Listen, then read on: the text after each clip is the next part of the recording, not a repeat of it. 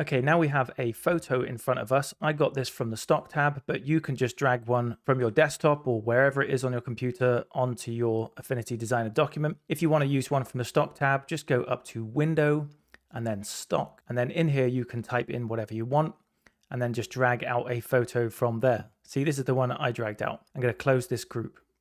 Okay, so I'm going to go ahead and select this image. And from this point, I want to talk about an issue that you might come into in the future. And I just want you to know why things happen the way they do. So right now I've got the image selected. In the layers panel, this photo is called an image layer, as you can see, as I'm hovering over it. If you go up to the context toolbar, you can see that actually it's at 27% scale right now. So it's not at its full original size. I can click on original size and it will scale up. And this is actually how big it will be compared to my document size. Now my document size is 1920 by 1080 pixels. And if we look up at the true image size, it's 5000 by 3000, okay? Stay with me here. So because it's so big, I have to scale it down so it fits inside of my canvas.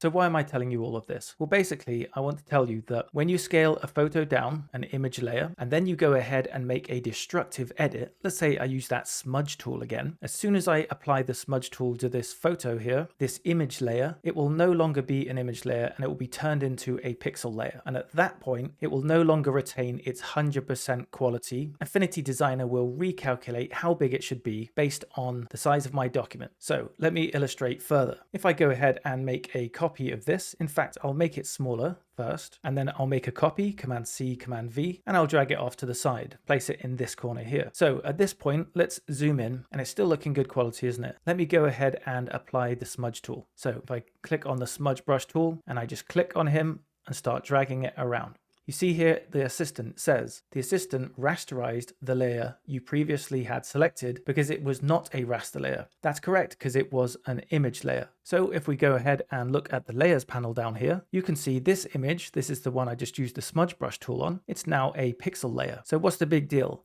Well, if I click on the move tool and I scale it back up, maybe kind of to the original size that it was when I first showed you, and I zoom in, you can see it's really pixelated now. It's really bad quality. That's because when I applied the smudge brush tool, it was this big. So all that kind of data was lost and it basically just rasterized it at this size. It baked it in, and now I can no longer have that quality again. So basically what that's telling us is, if you're going to make a destructive edit, and I'll show you non-destructive edits in the future as well, but if you're going to go ahead and use the smudge tool directly on the photo, it's better to work at a much larger scale. Remember, you can always scale down, but you can't always scale up after you make destructive edits. So let me delete that layer, and you see our original layer is there. Remember, I scaled it down, I haven't done anything to it, so I can just scale it up and it's still amazing quality. So now I will apply that same smudge brush tool to this larger scaled image, and I'll just click and drag on his face.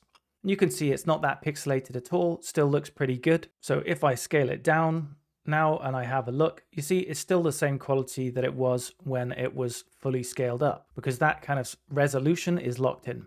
So when you're working with images, just work at the bigger size and make your edits. If you need to scale down later, that's fine, you can do that. But I thought it's important for you to know at this stage. So I'm going to press Command Z so it goes back to its original full size. It's now an image layer again.